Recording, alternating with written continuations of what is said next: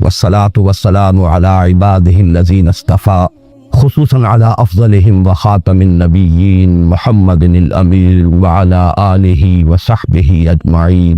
اما بعد فاعوذ بالله من الشيطان الرجيم. بسم الله الرحمن الرحيم. قل اعوذ برب الفلق من شر ما خلق ومن شر غاسق اذا وقب ومن شر النفاثات في العقد ومن شر حاسد اذا حسد. بسم الله الرحمن الرحيم. قل اعوذ برب الناس ملك الناس اله الناس من شر الوسواس الخناس الذي يوسوس في صدور الناس من الجنة والناس. صدق الله العظيم.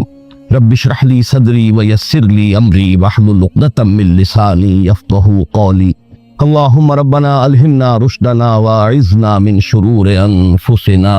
اللهم ارنا الحق حقا وارزقنا اتباعه وارنا الباطل باطلا وارزقنا اجتنابه. اللهم ارحمنا بالقرآن العظيم واجعله لنا اماما ونورا وهدى ورحمة. اللهم ذكرنا منه ما نسينا وعلمنا منه ما جهلنا وارزقنا تلاوته آناء الليل وآناء النهار واجعله لنا حجة يا رب العالمین آمین. اللہ تعالیٰ کا بڑا فضل و کرم ہے اور اس کا لاکھ لاکھ احسان ہے کہ ہمارا یہ سلسلے وار درس آج پایہ تکمیل کو پہنچ رہا ہے. اس تقریب کے ہدیے کے طور پر جو کتابچہ آپ کو دیا گیا ہے اس میں اس مسلسل درس کی مختصر سی تاریخ بھی درج ہے. اگرچہ سلسلے وار درس کا آغاز تو مسجد خضرہ سمن آباد سے ہو گیا تھا جون 1968 میں. اس اعتبار سے تو کہا جا سکتا ہے کہ 23 برس ہو گئے اور 23 برس میں اس سلسلے وار درس کی تکمیل ہوئی. لیکن اس میں چونکہ کچھ ڈپلیکیشن ہوئی، سن 74 میں ہمارا وہ درس مسجد خضرہ سمن آباد سے مسجد شہداء مال روڈ پر منتقل ہوا. تو وہاں پر بھی میں نے جہاں اس منتخب نصاب کا بھی دوبارہ درس دیا جو مطالعہ قرآن حکیم اور دعوت رجوع القرآن کی اس تحریک کے لیے بمنزلہ اساس ہے، اور پھر سلسلے وار درس کا آغاز بھی ابتدا سے دوبارہ کیا. اس پہلو سے یہ 17.5 برس کی داستان ہے، اس لیے کہ یہ سلسلہ درس جو اب تکمیل کو پہنچ رہا ہے یہ وہ ہے کہ جو سن 74 میں مسجد شہداء مال روڈ سے شروع ہوا تھا. قرآن حکیم کی صورتوں کا آخری جوڑا جس میں جوڑے ہونے کی نسبت بہت ہی نمایاں ہے اور جن کے لیے ایک نام ہے المعوذتان، ان میں سے ایک صورت کا ہم مطالعہ پچھلے ہفتے کر چکے ہیں. لیکن میں نے اس وقت تلاوت ان دونوں صورتوں کی ہے اس لیے کہ جو حضرات گزشتہ ہفتے درس میں موجود نہیں تھے، ایک تو یہ کہ ان کے سامنے ان معوذتان کی جو دونوں کی مشترک خصوصیات ہیں جو میں بیان کر چکا ہوں، اور کچھ تمہیدی باتیں کہ جو میں عرض کر چکا ہوں گزشتہ درس کے ضمن میں، ان کا بھی اجمالی اعادہ کر دیا جائے تاکہ وہ حضرات جو گزشتہ درس میں شریک نہیں تھے ان کے علم میں بھی وہ چند بنیادی اور تمہیدی باتیں آ جائیں. سب سے پہلے لغوی بحث ہے اعاذ یعوذ، کسی کی پناہ میں آنا، کسی کی حفاظت میں آنا، کسی سے پناہ طلب کرنا. یہ مادہ جو ہے مختلف ابواب سے قرآن حکیم میں بھی آیا ہے اور ویسے بھی عام استعمال میں بھی اس کے مصدر مختلف ابواب سے آتے ہیں. اعاذ یعوذ ثلاثی مجرد سے اس کے معنی ہے خود پناہ طلب کرنا، خود حفاظت چاہنا، خود کسی کی پناہ میں آنا. یہی مفہوم ہوگا باب تفاعل سے، تعوذ یا تعوذ، اسی سے ہمارے ہاں مستعمل ہے لفظ. تعوذ کے بعد انہوں نے یہ فرمایا، تعوذ کے بعد تلاوت کی. یہی مفہوم ہے باب استفعال سے، استعاذہ، جیسے کہ قرآن حکیم میں آیا ہے فَإِذَا قَرَأْتَ الْقُرْآنَ فَاسْتَعِذْ بِاللَّهِ. استعاذہ اس کا مفہوم بھی ہوگا کسی کی پناہ میں آنا، کسی کی پناہ طلب کرنا خود اپنے لیے. لیکن باب افعال سے اور باب تفعیل سے اس کا متعدی مفہوم بنتا ہے. اعاذ یعیذ کسی اور کے لیے پناہ طلب کرنا یا کسی کو کسی کی پناہ میں دینا، جیسے کہ حضرت مریم کی والدہ سلام علیہما ان دونوں کا ان کا قول نقل ہوا ہے قرآن حکیم میں سورہ آل عمران میں، وَإِنِّي أُعِيذُهَا بِكَ وَذُرِّيَّتَهَا مِنَ الشَّيْطَانِ الرَّجِيمِ، کسی کو پناہ میں دینا. اسی سے باب تفعیل میں تعویذ کا لفظ بنا ہے جو ہمارے ہاں عام بول چال میں مستعمل ہے. تعویذ کے معنی بھی ہوں گے کسی کی پناہ میں دینا یا کسی اور کے لیے پناہ طلب کرنا. اسی سے یہ اس میں فاعل ہے المعوذتان، دو پناہ طلب کرنے والی صورتیں یا دو وہ صورتیں جو کسی کو کسی کی پناہ میں دیتی ہیں، انسانوں کو اللہ کی پناہ میں دینے والی۔ جیسے کہ میں نے عرض کیا، یہ قرآن حکیم میں جو صورتوں کے مابین نسبت زوجیت ہے، جوڑے جوڑوں کی شکل میں ہے، اکثر و بیشتر صورت قرآن حکیم کی، اس کی نمایاں ترین مثال یہی ہے۔ بلکہ یہ کہ سورہ فاتحہ جو پورے قرآن حکیم کے لیے ایک دیباچے کے طور پر ہے، مقدمے کے طور پر ہے، خود اپنی جگہ اتنی عظیم صورت ہے کہ اسے خود کہا گیا ہے والقرآن العظیم وَلَقَدْ آتَيْنَاكَ سَبْعًا مِنَ الْمَثَانِي وَالْقُرْآنِ الْعَظِيمِ، اور حضور نے فرمایا کہ سبع مثانی بھی یہ سورہ فاتحہ کی 7 آیات ہیں، اور قرآن عظیم ہے اپنی جگہ مکمل قرآن۔ اس کے بعد جو دو صورتیں آتی ہیں، سورہ بقرہ، سورہ آل عمران، ان کو بھی حضور نے ایک نام دیا ہے، لیکن وہ زیادہ مشہور و معروف نہیں ہے۔ الزہراوان، الزہراوین، دو نہایت تابناک اور نہایت روشن صورتیں، سورہ بقرہ، سورہ آل عمران، بلکہ ان کے لیے یہ آتا ہے کہ یہ میدان حشر میں غیایتان یا غمامتان کی شکل میں ظاہر ہوں گی، دو ایسی بدلیوں کی شکل میں، یا دو جیسے پرندوں کے جھنڈ جیسے ہوتے ہیں جن سے سایہ ہو جاتا ہے، تو حشر میں ان کا ظہور ہوگا اس صورت میں۔ اور جن لوگوں کو ان صورتوں سے محبت تھی اور جو تعلق خاطر رکھتے تھے ان کے ساتھ، ان پر وہ سایہ کریں گی میدان حشر۔ تو ابتدا میں بھی الزہراوین اور اختتام پر المعوذتین۔ باقی یہ کہ جوڑے ہونے کی نسبت قرآن حکیم میں بعض مقامات پر بہت نمایاں ہے، بعض مقامات پر قدر خفی ہے، یہاں پر وہ نسبت بہت نمایاں ہے۔ ایک تو یہ کہ ایک ہی مضمون ہے، صاف نظر آ رہا ہے، تعوذ، تعویذ۔ پھر یہ کہ اس کو جو تقسیم کیا گیا ہے اس کے اعتبار سے ہمیں یہ نظر آتا ہے کہ یہ کوئی الٹپ تقسیم نہیں ہے، بلکہ بڑی حکیمانہ تقسیم۔ یہ ایک مضمون کو مکمل کرنا ہے دو حصوں میں، اور صحیح تر تمثیل ہوگی کہ یہ ایک تصویر کے دو رخ ہیں۔ انسان پر کچھ آفات وہ ہیں جو خارج سے اس پر وارد ہوتی ہیں، اثر انداز ہوتی ہیں، ان سے پناہ طلب کرنے کی تلقین ہے سورۃ الفلق میں۔ قل اعوذ برب الفلق من شر ما خلق ومن شر غاسق اذا وقب ومن شر النفاثات فی العقد ومن شر حاسد اذا حسد۔ اور ایک مصیبت وہ ہے جو خود انسان کے اپنے اندر سے ہو کر اس پر اثر انداز ہوتی ہے، وہ وسوسہ۔ ظاہر بات ہے کہ وسوسہ جو ہے وہ چاہے شیاطین انس کی طرف سے ہو یا شیاطین جن کی طرف سے ہو، وہ خود انسان کے باطن پر اثر انداز ہوتا ہے۔ نفس کے اندر جو داعیات موجود ہیں، اس کا اپنے نفس امارہ، اس کی اپنی حیوانی جبلتیں، اس کے اپنے اینیمل انسٹنکٹس، وہ ہے کہ جو بھڑکتے ہیں، مشتعل ہوتے ہیں، اور اس سے پھر انسان کے دین اور ایمان کو،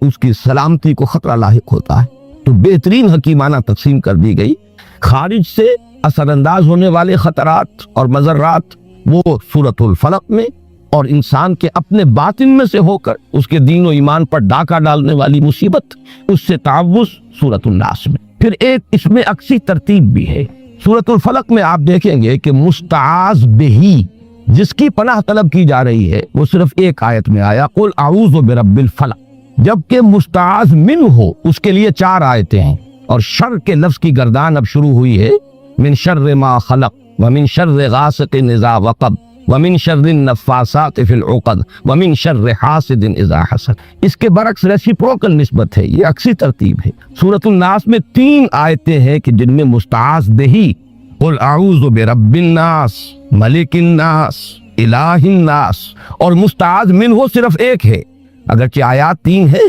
لیکن شر کا لفظ ایک ہی مرتبہ آیا ہے، من شر الوسواس الخناس الذی یوسوس فی صدور الناس من الجنۃ والناس۔ آخری 2 آیتیں اسی کی تشریح پر مشتمل ہیں، ورنہ مستعاذ منہ صرف ایک ہے، مستعاذ بہی اگرچہ ذات باری تعالی اپنی جگہ پر تو اکیلی ہے، تنہا ہے، قل هو اللہ احد، لیکن اس کے ساتھ انسانوں کی 3 نسبتیں نمایاں کی گئیں، قل اعوذ برب الناس ملک الناس الہ الناس۔ اس کے بعد مستعاذ من صرف ایک آیت پر مشتمل یا ایک شر ہے۔ یہ ہے وہ ریسیپروکل نسبت جو عام طور پر قرآن حکیم کی جو صورتیں جوڑوں کی شکل میں ہوتی ہیں ان کے مضامین میں بالعموم پائی جاتی۔ اس کے ضمن میں ایک بہت ہی حسین نکتہ ہے جو امام رازی نے بیان کیا ہے کہ واقعہ یہ ہے کہ انسان پر جو مصائب یا جو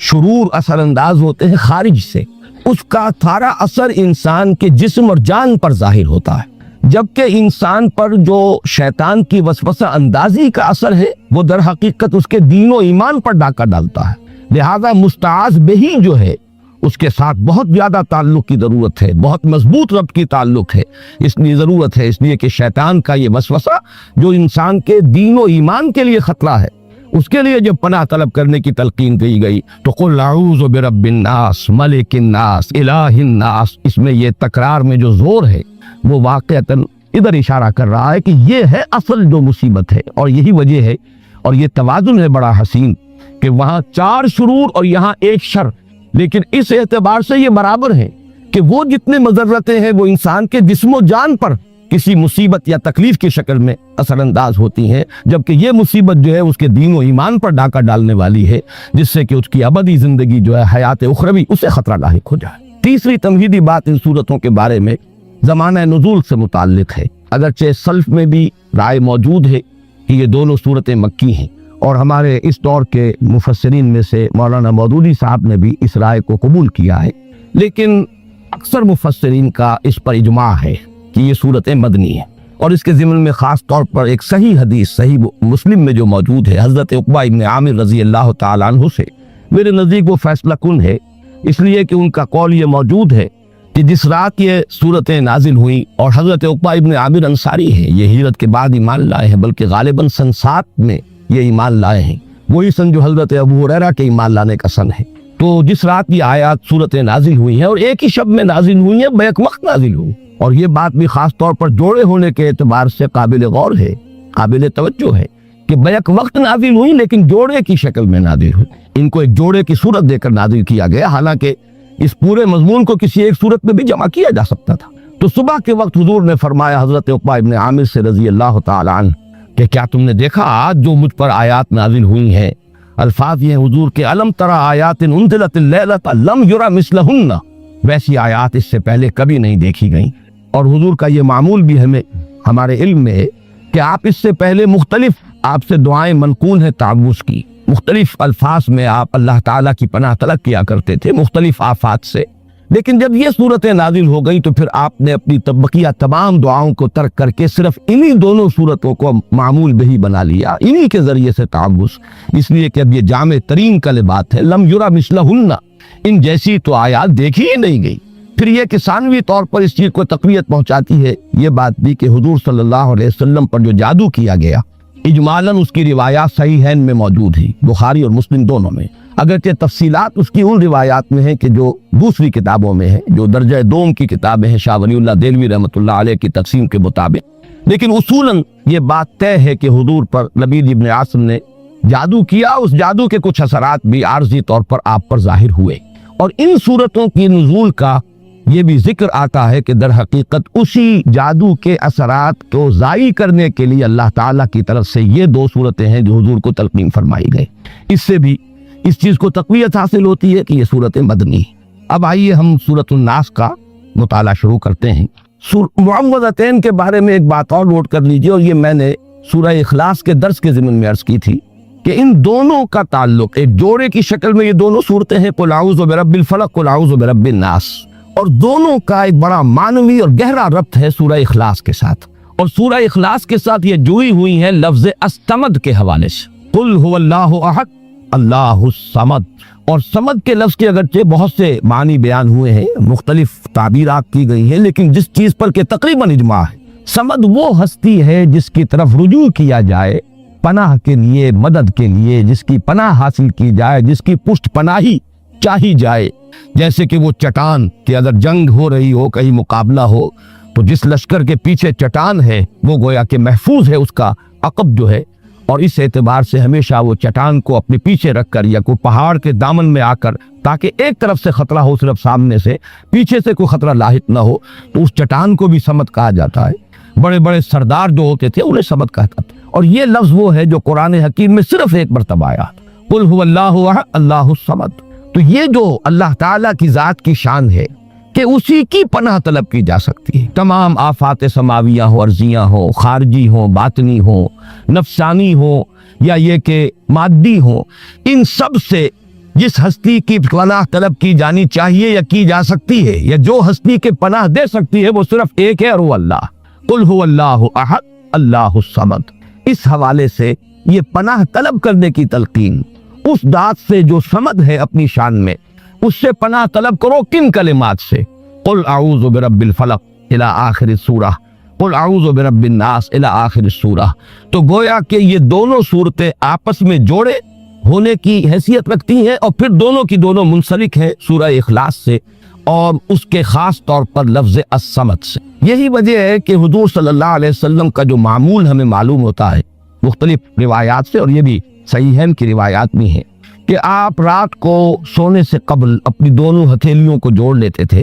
اور ان پر یہ 3 صورتیں آپ تلاوت کر کے پھونکتے تھے، سورہ اخلاص اور معوذتین، اور پھر اپنے دونوں ہاتھوں کو جسم پر پھیر لیتے تھے جہاں جہاں تک بھی وہ ہاتھ پہنچ سکے۔ اور یہ آپ کا ایسا مستقل معمول تھا کہ نبی اکرم صلی اللہ علیہ وسلم جب بیمار ہوئے مرض وفات میں، اور جب آپ کی نقاہت بہت بڑھ گئی، پھر یہی عمل حضرت عائشہ کرتی رہی رضی اللہ تعالیٰ عنہ، حضور کے ہاتھ اپنے ہاتھ میں لے کر اور اس پر وہ پڑھ کر تھوکا، اور پھر حضور کے ہاتھوں کو اپنے ہاتھوں کے ذریعے سے ہاتھ پکڑ کر حضور کا، اور وہ آپ کے پورے جسم پر جیسے آپ کا معمول تھا آپ پھیرتی تھی۔ اس میں یہ تینوں صورتیں حضور نے جمع کی، اور بعض روایات میں لفظ بھی آتا ہے معوذات۔ یہ تینوں مل کر بھی در حقیقت ایک مضمون کی چونکہ تکمیل کر رہی ہیں، تو میں نے ایک لفظ جو ہے جو حضرات مستقلاً میرے اس درس میں شریک رہے انہیں معلوم ہے کہ 6 سوروں کی میں نے ایک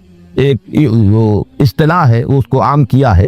کہ قرآن حکیم میں بعض جگہوں پر ایسا ہے کہ 2 صورتیں جوڑوں کی شکل میں ہے اور پھر ایک صورت ان کے ساتھ منسلک ہے، وہ ایک ضمیمے کے طور پر ہے، یا یہ کہ اس سے پہلے وہ آئی ہے اور وہ پریزائٹنگ پوزیشن میں ہے اور جوڑا اس کے ساتھ منسلک ہے، اور اس طریقے سے متعدد مقامات پر قرآن حکیم میں یہ 6 سورے یعنی 3 صورتوں کے سب گروپس وجود میں آئے۔ یہی معاملہ اس سے پہلے 6 سورے کا ہے، قل یا ایھا الکافرون منفرد مزاج کی صورت ہے، اور اس کے ساتھ منسلک ہے سورۃ النصر اور سورۃ اللہب۔ یہ دونوں در حقیقت اس پیشن گوئی پر مشتمل ہے کہ فتح آ کر رہے گی، محمد کا مشن کامل ہو کر رہے گا صلی اللہ علیہ وسلم، کفر کی قوت ٹوٹ کر رہے گی، اور اس کا سب سے بڑا نمایاں چونکہ وہاں فرد ابو لہب تھا، اس کے ہاتھ ٹوٹ کر رہیں گے، وہ تباہ و برباد ہو کر رہے گا۔ یہ دونوں صورتیں در حقیقت ایک ہی مضمون کے 2 پہلوؤں کو بیان کر رہی ہیں۔ مدد آئے گی اور مشن کی تکمیل ہوگی، اور وہ وقت آئے گا کہ لوگ جوک در جوک اور فوج در فوج اللہ کے دین میں داخل ہوں گے۔ اسی مضمون کا گویا کہ عکس ہے، کفر کی طاقت ٹوٹ کر رہے گی، ابو لہب کے ہاتھ جو ہیں برباد ہو کر رہیں گے۔ یہ دونوں صورتیں جڑی ہوئی ہیں کس سے؟ جس میں اعلان برات کیا گیا، قل یا ایھا الکافرون لا اعبد ما تعبدون ولا انتم عابدون ما اعبد ولا انا عابد ما عبدتم ولا انتم عابدون ما اعبد لکم دینکم ولی دین۔ تو اس طرح پر قرآن حکیم کی یہ آخری 6 صورتیں 2 سوروں کی شکل میں، سورہ کافرون اور ان کے ساتھ جوڑا سورۃ النصر، سورۃ اللہب، سورہ اخلاص اور اس کے ساتھ جوڑا معوذتین۔ اور اسی سے بات سمجھ میں آئے گی کہ ان دونوں سے سوروں کے جو ابتدائی صورتیں ہیں جو پریزائڈنگ پوزیشن میں ہے دونوں 6 سوروں میں، ان کے درمیان بڑا گہرا ربط ہے۔ میں نے مثال بھی دی تھی، آج بھی عرض کر رہا ہوں کہ اگر 2 ٹرائنگلز آپ بنائیں اپنے سامنے ہی کاغذ پر، جن میں سے ایک کے اوپر سورہ کافرون اور نیچے کے دونوں زاویے جہاں ہے وہاں سورۃ النصر اور سورۃ اللہب، اور دوسری ٹرائنگل کے اوپر سورہ اخلاص اور نیچے سورہ فلق اور سورۃ الناس، اب آپ دیکھیں گے کہ یہ دونوں جو ٹاپ پر ہے سورہ کافرون اور سورہ اخلاص، یہ ایک دوسرے کے قریب آ جائیں گی، ان کا براہ راست ایک ربط و تعلق ہوگا، اور یہی ربط و تعلق ہمارے سامنے آتا ہے حضور کے معمولات میں۔ فجر کی 2 سنتوں میں سورہ کافرون اور سورہ اخلاص، یہ آپ کا ایک مستقل معاملہ تھا۔ اسی طریقے سے طواف کی 2 رکعتیں، پہلی رکعت میں سورہ کافرون، دوسری میں سورۃ اخلاص، معلوم ہوا کہ ان دونوں میں بڑا گہرا ربط ہے۔ پھر یہ کہ سورہ اخلاص کو جہاں کہا گیا ثلث قرآن کہ یہ 1/3 قرآن کے مساوی ہے، وہاں سورہ کافرون کو فرمایا گیا ربع قرآن، یہ بھی 1/4 قرآن کے مساوی ہے۔ تو ان دونوں سورتوں کی عظمت اور ان کا جو باہمی قرب اور مناسبت ہے وہ ان 6 سوروں کی ترتیب کو اگر سامنے رکھا جائے تو بہت نمایاں ہو جاتی۔ اب آئیے، قل اعوذ برب الناس ملک الناس الہ الناس، یہ ہے مستعاذ بہ، جس کے ذریعے سے استعاذہ کیا جا رہا ہے، جس کی پناہ طلب کی جا رہی ہے، یا جس کی پناہ طلب کرنے کی تلقین کی جا رہی ہے۔ قل کے لفظ کو شامل کیجئے، کہو میں پناہ میں آتا ہوں، میں پناہ طلب کرتا ہوں لوگوں کے رب کی، لوگوں کے بادشاہ کی، لوگوں کے الہ اور معبود کی۔ یہ جو 3 الفاظ آئے ہیں، اور ہم ان تینوں آیات پر ایک ہی وحدت کی حیثیت سے غور کریں گے، اس لیے کہ یہ مستعاذ بہ ہے، جس کی پناہ طلب کی جا رہی ہے، جس کی حفاظت چاہی جا رہی ہے۔ ان میں سب سے پہلے جیسا کہ میں نے اپنے آخری درس میں عرض بھی کیا تھا، سورہ اخلاص کا جب ہم مطالعہ کر رہے تھے کہ اگرچہ اس سے پہلے درس کے دوران لفظ اللہ جو ہے، اللہ کا یہ نام بے شمار مرتبہ آیا ہے، لیکن شروع میں اس کی وضاحت کی تھی،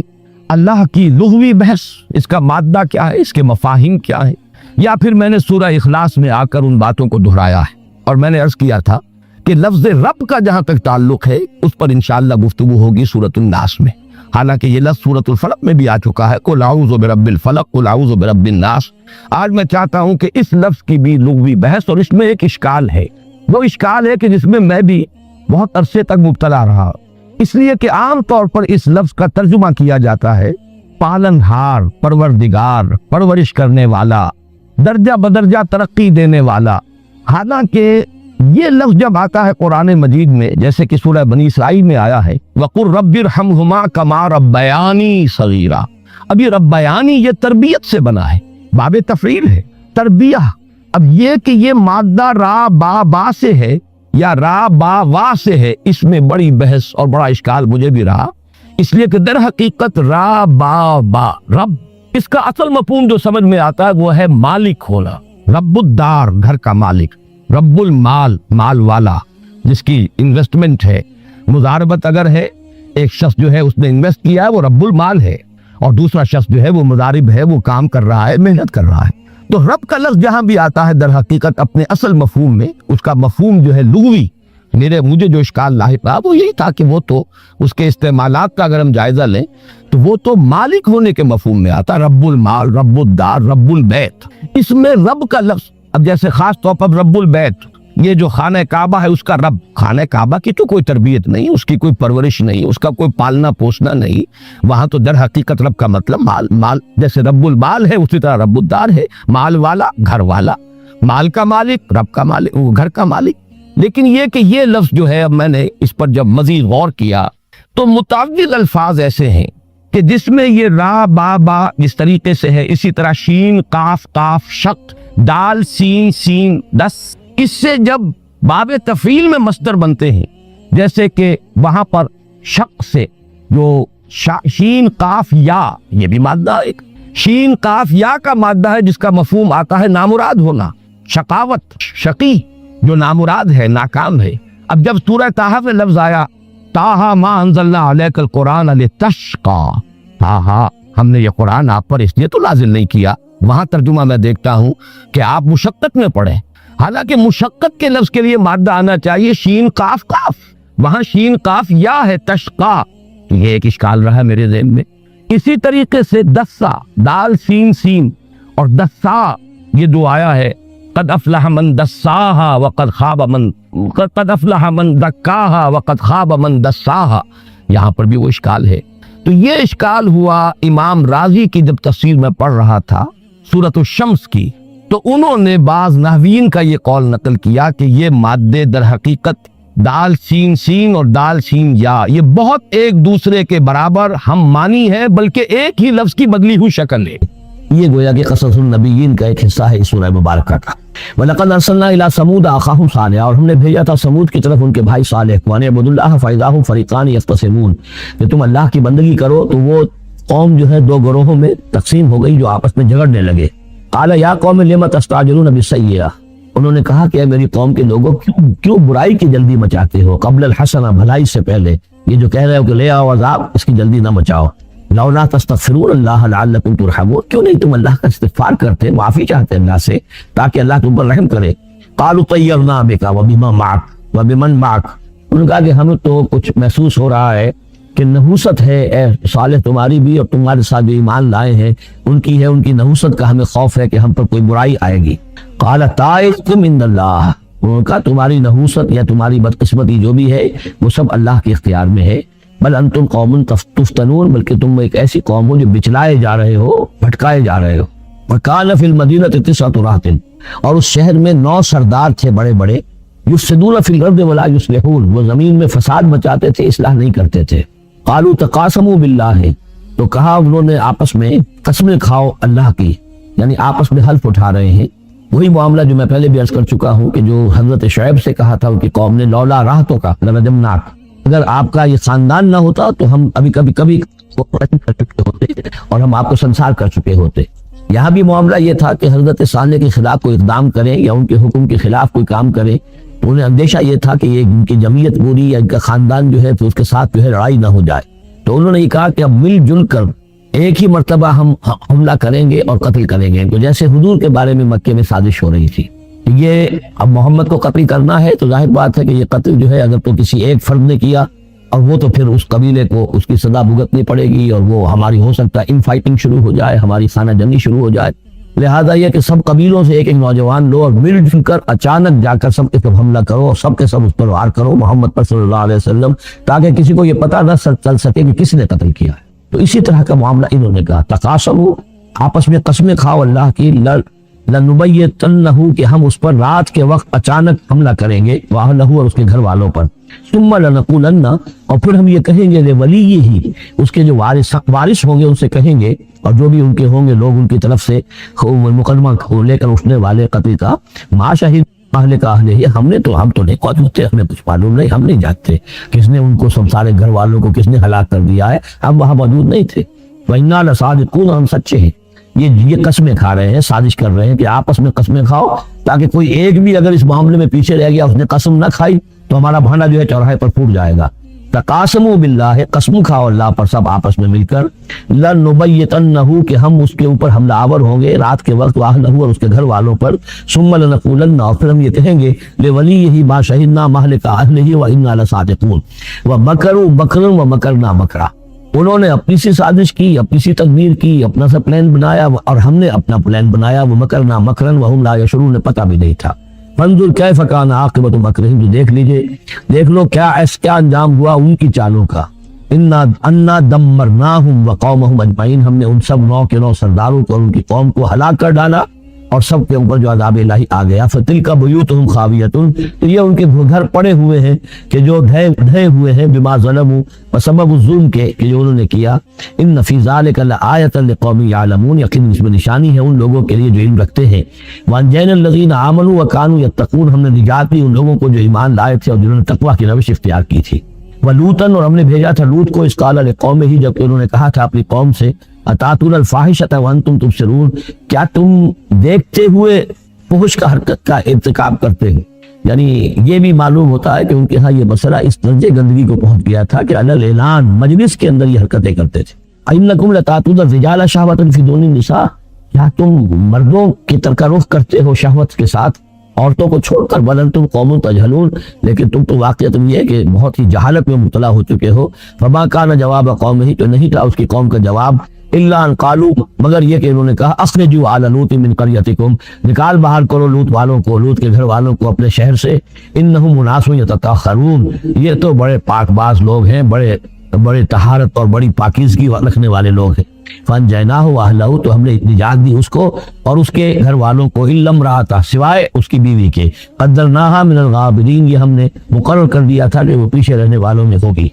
وامطرنا علیہم مطرا، اور ہم نے ان پر ایک بارش برسائی، فساء مطر المنذرین، تو بہت ہی بری بارش تھی وہ کہ جو ان لوگوں پر برسائی گئی کہ جن کو خبردار کر دیا گیا تھا۔ یہ انباء الرسل کا حصہ ختم ہوا۔ اب یہ جو تذکیر بآلاء اللہ، یہ بڑا منفرد سا انداز ہے اس سورہ مبارکہ کا۔ قل الحمدللہ وسلام علی عبادہ الذین اصطفیٰ، کہہ دیجئے کل شکر اور حمد و تعریف اللہ کے لیے ہے اور سلام ہے اس کے ان بندوں پر جن کو اس نے چن لیا۔ ان اللہ اصطفیٰ آدم و نوحا علی ابراہیم و علی عمران علی العالمین، یعنی تمام رسول جو چنے ہوئے انبیاء چنے ہوئے ہیں ان سب پر سلام۔ اللہ خیر مما یشرکون، کیا اللہ بہتر ہے، سوچو غور کرو، یا یہ جن کو انہوں نے شریک کیا، یہ چھوٹے معبود، خود بھی مانتے ہیں چھوٹے ہیں، خود بھی مانتے ہیں کہ ان کے پاس کوئی اختیار نہیں ہے سوائے اس کے جو اللہ نے دیا ہے، خود بھی مانتے ہیں کہ جو اختیار ہے اس کا بھی مالک اللہ ہی ہے، تو پھر یہ کیا ان میں کون سی یہ نسبت ہے؟ امن خلق السماوات والارض وانزل لكم من السماء ماء فانبتنا به حدائق ذات بهجة ما كان لكم ان تنبتوا شجرها اإله مع الله بل هم قوم يعدلون۔ یہ بڑا سوالیہ انداز ہے، سرچنگ کوسچنز کے انداز میں۔ کیا بھلا وہ جس نے آسمان اور زمین پیدا کیے اور جو آسمان سے اتارتا ہے پانی تمہارے لیے اور اس کے ذریعے سے پھر وہ ہم اگا دیتے ہیں باغات، بڑی رونق والے سرسبز باغات، ما كان لكم ان تنبتوا شجرها، تمہارے لیے ہرگز ممکن نہیں تھا کہ تم اس کے پودوں کو خود اگا سکتے، یہ وہی بات جو اقبال نے کہی ہے کہ پالتا ہے بیج کو مٹی کی تاریکی میں کون ہے جو یہ سارے کام کر رہا ہے؟ اب من خلق السماوات والارض وانزل لکم من السماء ماء، بھلا کس نے، کون ہے کہ جس نے آسمان اور زمین پیدا کیے اور تمہارے لیے آسمان سے پانی برسایا، پھر ہم نے پیدا کر دیے، اگا دیے اس کے ذریعے سے باغات بڑے سرسبز و شاداب، تمہارے لیے قطر ممکن نہیں تھا کہ تم ان کو اگاتے۔ الہ مع اللہ، کیا یہ کام جو کرنے میں اللہ کے ساتھ کوئی اور الہ شامل ہے؟ بل ہم قوم یعدلون، بلکہ یہ لوگ جو ہے انحراف کر رہے ہیں حق سے۔ امن جعل الارض قرارا، بھلا کس نے بنایا زمین کو ٹھہرنے کی جگہ، وجعل خلالها انہارا، اور کس نے اس کے اندر بہا دی ہیں یہ ندیاں اور دریا، وجعل لها رواسیا، اور اس کے اندر لنگر ڈال دیے ہیں، وجعل بین البحرین حاجزا، اور دو دریاؤں کے درمیان کس نے پردہ ڈال دیا ہے؟ الہ مع اللہ، کیا اللہ کے ساتھ کوئی اور الہ بھی ہے جو اس میں شریک ہو؟ بل اکثرهم لا يعلمون، لیکن ان کی اکثریت اس کا علم نہیں رکھتی۔ ظاہر بات ہے اس کا جواب ان کے پاس یہی ہوتا تھا کہ اللہ کے سوا اور کوئی نہیں ہے، اس کو سمجھ لینا چاہیے۔ اس لیے کہ جو مخاطب تھے ان کے نظریات کیا تھے، ان کے عقائد کیا تھے، ان کا موقف کیا تھا، اس کو جاننا بہت ضروری ہے۔ یہ تعویل، یہ خاص جو میں نے کہا تھا کہ جو اولین مخاطب تھے قرآن مجید کے، ان کے عقائد، نظریات، خیالات کیا تھے؟ وہ اللہ کو مانتے تھے، یہ مانتے تھے خالق وہی ہے، البتہ اس کے کچھ بڑے لاڈلے ہیں، چہیتے ہیں، محبوب ہیں، مقربین بارگاہ ہیں، وہ سفارش کرنے والے، بس اس سے زائد ان کا شرک نہیں تھا۔ امن یجیب المضطر اذا دعاہ، بھلا کون ہے وہ کہ جو کسی شخص کو جو تکلیف کے اندر ہے، اضطرار میں ہے، اس کی دعا کو سنتا ہے، اذا دعاہ، ویکشف السوء، اور اس سے برائی کو دور کر دیتا ہے، تکلیف کو رفع کر دیتا ہے، ویجعلکم خلفاء الارض، اور وہی ہے کہ جو زمین میں تمہیں جانشین بناتا ہے، ایک نسل کے بعد دوسری، دوسری کے بعد تیسری۔ الہ مع اللہ، کیا اللہ کے ساتھ کوئی اور الہ بھی ہے اس کام کے اندر شریک؟ قلیلا ما تذکرون، بہت کم نصیحت ہے اور بہت کم ہی توجہ ہے جو تم کرتے ہو۔ امن یہدیکم فی ظلمات البر والبحر، بھلا کون ہے وہ کہ جو تمہیں راستہ دکھاتا ہے اندھیروں میں، جنگل کے اندر بھی، بر میں بھی، خشکی میں بھی اور سمندر میں بھی۔ ومن یرسل الرياح بشرا بین یدی رحمتہ،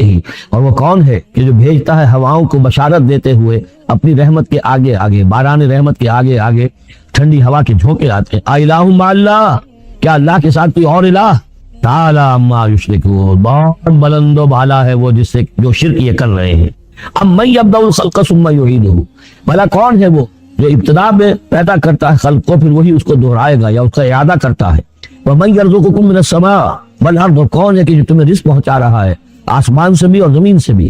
آسمان سے پانی برستا ہے اور زمین سے پھر وہ تمہارے لیے رزق جو ہے نباتاتی وہ نکل آتا ہے۔ الہ مع اللہ، کیا اللہ کے ساتھ کوئی اور الہ بھی؟ قل ہاتوا برہانکم ان کنتم صادقین، کہیے ان سے لاؤ اپنی دلیل، سند لاؤ، برہان لاؤ اگر تم سچے ہو۔ قل لا یعلم من فی السماوات والارض الغیب الا اللہ، کہہ دیجئے کوئی نہیں اللہ کے سوا جو آسمان اور زمین کا غیب جانتا۔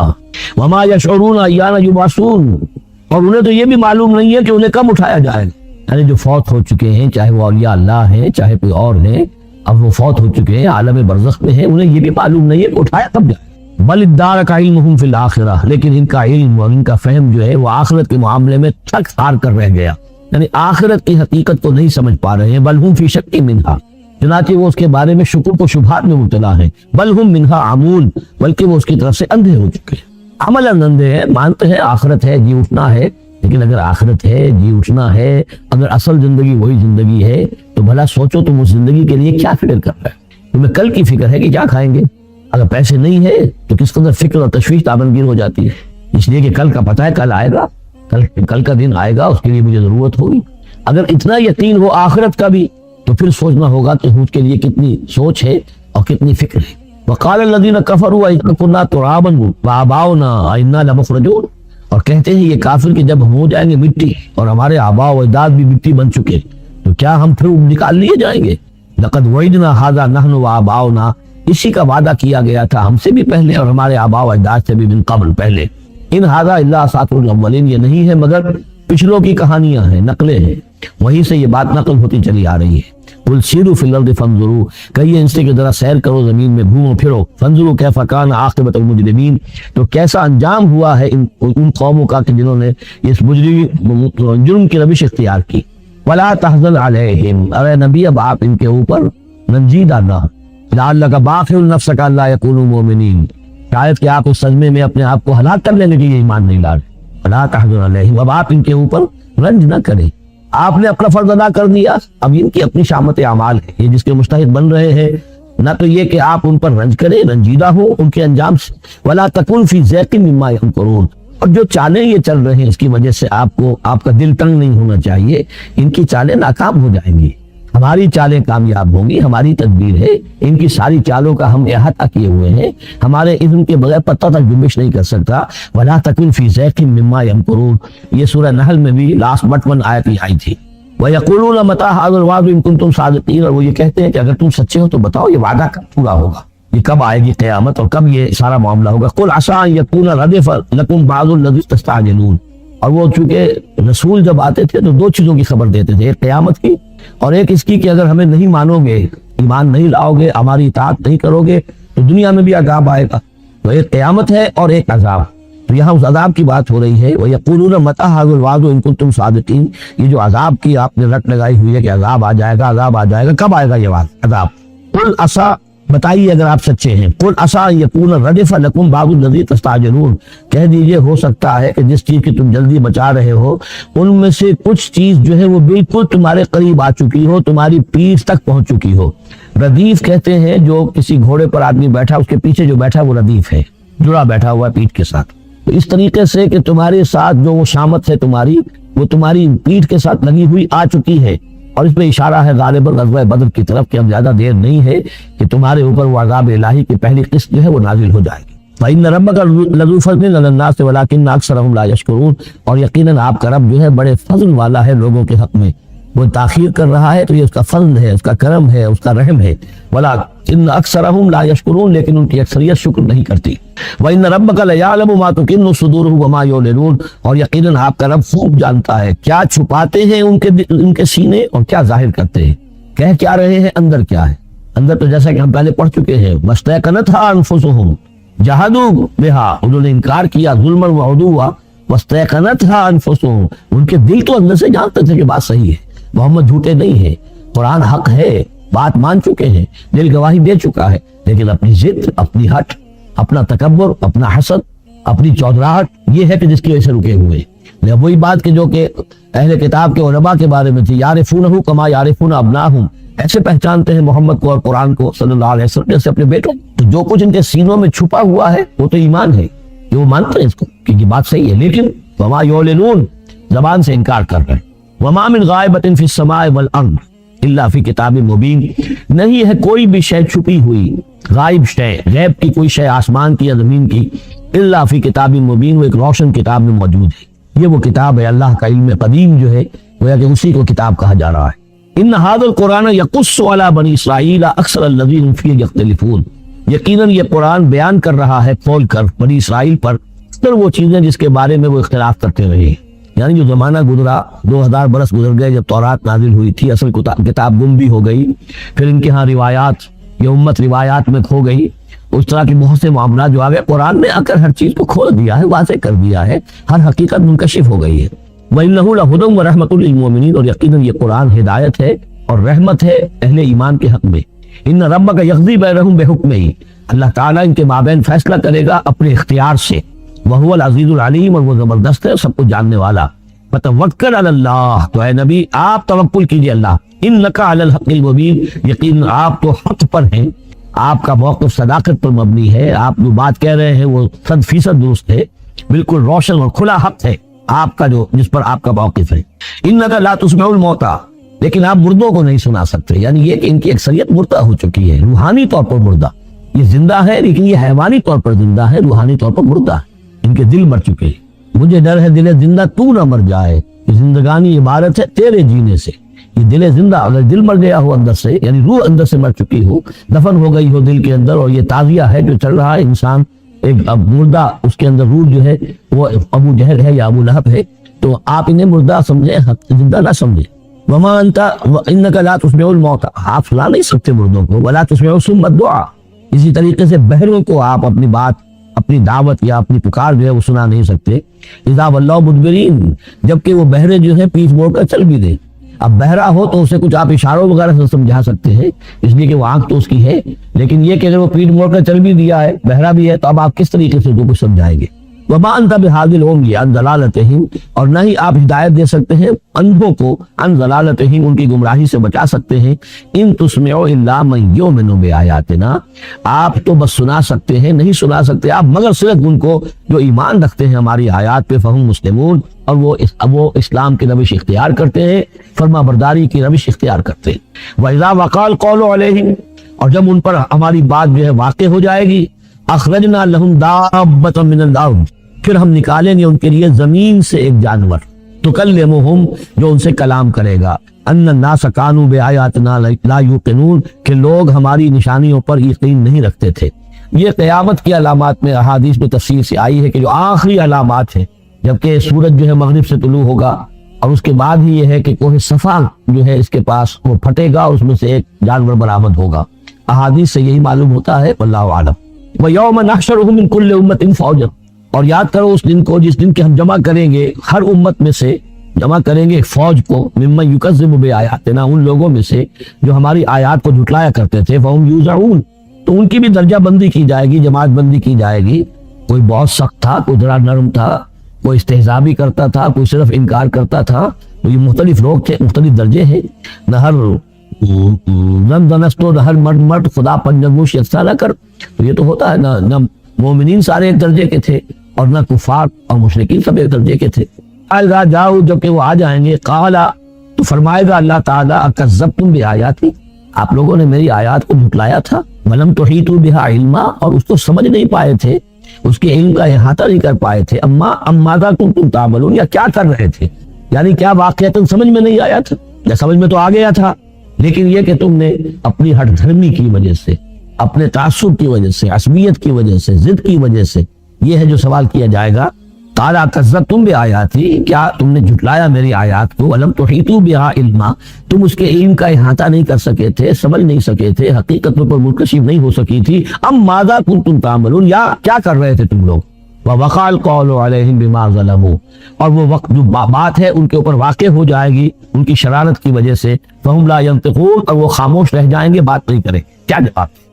بات تو یہ ہے کہ حق تو واضح ہو گیا تھا، ان کے دل نے گواہی دے دی تھی، واستیقنتھا انفسہم، ان کے دلوں نے گواہی دے دی تھی، لیکن یہ کہ اپنی ضد، اپنا جو ہٹ دھرمی تھی، تعصب تھا، اس کی وجہ سے نہیں مانا. الم یروا انا جعلنا اللیل لیسکنوا فیہ، کیا یہ دیکھتے نہیں کہ ہم نے بنایا ہے رات کو کہ اس میں سکون حاصل کریں، چین حاصل کریں، آرام کریں. والنہار مبصرا، اور ہم نے بنا دیا ہے دن کو کہ وہ دیکھنے کی آنکھیں، اس میں جو انسان دیکھ سکتا ہے روشن ہوتی ہے، دیکھنے کے لیے دن بنایا ہے تاکہ وہ بھاگ دوڑ کریں اپنی معاشی جدوجہد کے لیے. ان فی ذلک لآیات لقوم یؤمنون، یقیناً اس میں نشانیاں ہیں ان لوگوں کے لیے جو ایمان رکھتے ہیں. ویوم ینفخ فی الصور، اور جس دن سور میں پھونکا جائے گا، ففزع من فی السماوات ومن فی الارض الا من شاء اللہ، تو گھبرا جائیں گے، گھبرا اٹھیں گے. یہ وہی نقشہ ہے جو سورہ حج کی پہلی آیت میں ہے. یا ایھا الناس اتقوا ربکم ان زلزلۃ الساعۃ شیء عظیم یوم ترونها تذهل كل مرضعۃ عما ارضعت وتضع كل ذات حمل حملها وترى الناس سکارى وما هم بسکارى ولكن عذاب اللہ شدید. ففزع من فی السماوات ومن فی الارض، جو بھی زمین میں ہوں گے، آسمان میں ہوں گے، سب گھبرا جائیں گے. الا من شاء اللہ، سوائے ان کے جو اللہ چاہے. ایک بات ہے کہ آسمان میں فرشتے بھی ہیں، یہ فضا جو ہے یہ ان کے لیے تو نہیں ہے، لیکن یہ کہ عام جو ہے گھبراہٹ طاری ہو جائے گی. وَكُلٌّ أَتَوْهُ دَاخِرِينَ، اور وہ سب کے سب پھر اس کے خدمت میں حاضر ہو جائیں گے عاجزی کے ساتھ، پوری طریقے سے سر جھکائے ہوئے. وَتَرَى الْجِبَالَ تَحْسَبُهَا جَامِدَةً، اور تم دیکھتے ہو پہاڑوں کو، تم سمجھتے ہو کہ جمے ہوئے ہیں، بڑے مضبوط ہیں، جامد ہیں، ٹھوس ہیں، ان کو تو ان کے اندر تو کوئی بھی نرمی پیدا نہیں کی جا سکتی. وَهِيَ تَمُرُّ مَرَّ السَّحَابِ، اور اس دن وہ چلیں گے ایسے جیسے کہ بادل چلتے ہیں. اور بادل کے چلنے کا اب ہمیں اچھا اندازہ ہے، تقریباً ہر شخص نے یہاں پہ جو بیٹھا ہے کبھی نہ کبھی تو سفر کیا ہے ہوائی جہاز کا، تو کیسے وہ چل رہے ہوتے ہیں. ان کے اندر جو ہے کوئی رکاوٹ نہیں ہے، جہاز نکلتا ہے اور ان کو چیرتا ہوا چلا جاتا ہے. تو وہی تمر مر السحاب، وہ تو چلے گے، اس وقت اڑ رہے ہوں گے، ان کے جو نیک بنا دیے جائیں گے اور پھر وہ چل رہے ہوں گے. سن اللہ الذی اتقن کل شیء،